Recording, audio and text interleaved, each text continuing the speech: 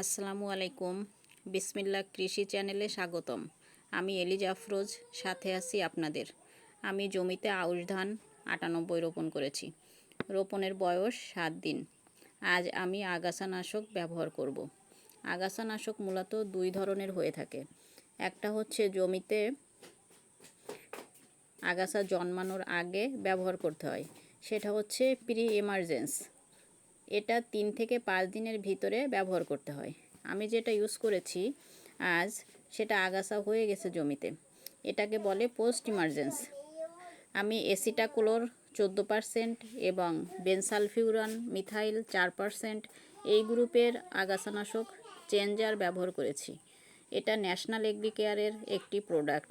আমি আমার 30 শতক জমির জন্য 5 কেজি ইউরিয়া এর সাথে 100 গ্রাম মিশিয়ে ব্যবহার করেছি। আমার জমিতে 2 থেকে 3 ইঞ্চি পরিমাণ পানি ছিল।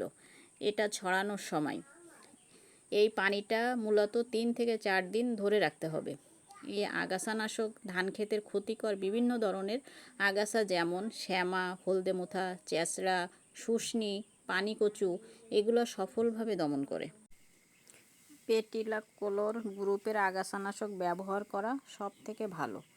যে জমিতে 2 ইঞ্চি করে পানি ধরে রাখা যায় 2 থেকে 3 দিন, সে পানিতে প্রি এমার্জেন্স পেটিলাকোলোর গ্রুপের আগাছানাশক ব্যবহার করা ভালো।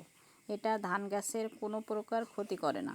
কিন্তু পোস্ট ইমার্জেন্স মানে অ্যাসিটাকোলোর গ্রুপ এবং বেনসালফিউরন মিথাইল এই গ্রুপের আগাছানাশক কিছুটা প্রভাব ফেলে ধান গাছের উপরে। ধান গাছ হলুদ হয়ে বসে যায়, কিছুদিনের জন্য ধান গাছের বৃদ্ধি কমে যায়। তাই আপনারা আগাছা গজানোর পূর্বে আগাছানাশক ব্যবহার করার চেষ্টা করবেন। আমার এটা সেকেন্ড ব্লক, মানে আউশ ধান 98 লাগিয়েছি।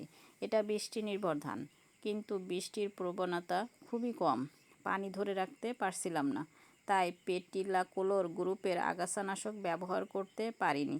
তাই আপনাদের যদি 2 থেকে 3 ইঞ্চি পানি ধরে রাখা সম্ভব হয় 2 থেকে 3 দিন, তাহলে আগাছা জন্মানোর পূর্বের আগাছানাশক ব্যবহার করা বুদ্ধিমানের কাজ হবে। ধন্যবাদ সবাইকে।